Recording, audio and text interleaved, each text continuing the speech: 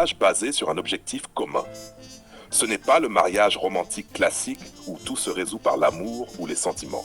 Ici, on parle de stratégie, de choix, de vision. Et on ne se voile pas la face. On va parler d'ambition, de sacrifice et parfois de tension. Question 1. Définition. Intervieweur. Pour commencer, peux-tu définir ce qu'est un mariage sur objectif commun en allant droit au but? Interviewé. C'est un mariage où le couple ne vit pas juste pour être ensemble.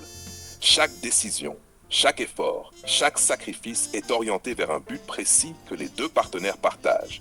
Ça peut être l'éducation des enfants, la sécurité financière ou même la réalisation d'un projet commun comme une entreprise.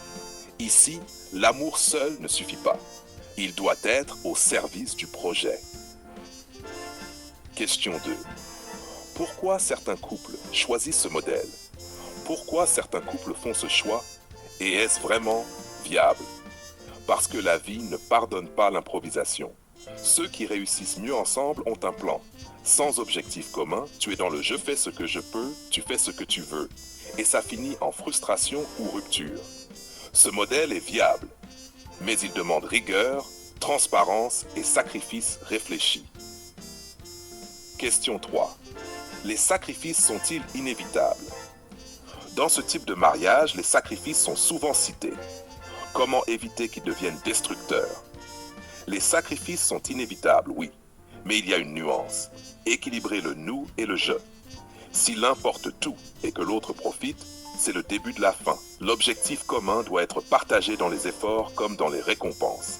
On sacrifie pour le projet, pas pour écraser l'autre. Question 4. Les conflits tabous à briser. Parlons des conflits. Quels sont les sujets tabous que ce mariage met sur la table? Intervigeant, la sexualité, les ambitions personnelles, les enfants, tout doit pouvoir être discuté. Ici, on ne peut pas prétendre que tout va bien. On doit parler franchement des frustrations, des désirs et des limites. Un couple qui fuit ces sujets se condamne à l'échec. Question 5. Exemple concret. Intervieweur. Donne-nous un exemple concret d'un couple qui vit selon ce modèle. Interviewé. Prenons un couple qui veut lancer une start-up ensemble. Ils décident dès le départ qui fait quoi. L'un s'occupe du produit, l'autre de la finance. Les week-ends sont parfois sacrifiés pour avancer. Mais chaque succès, chaque étape franchie, ils la célèbrent ensemble. Et malgré le stress, ils ont un rituel pour préserver leur intimité et leur complicité. Sans cette organisation, la start-up aurait tué le couple ou l'un aurait abandonné. Question 6.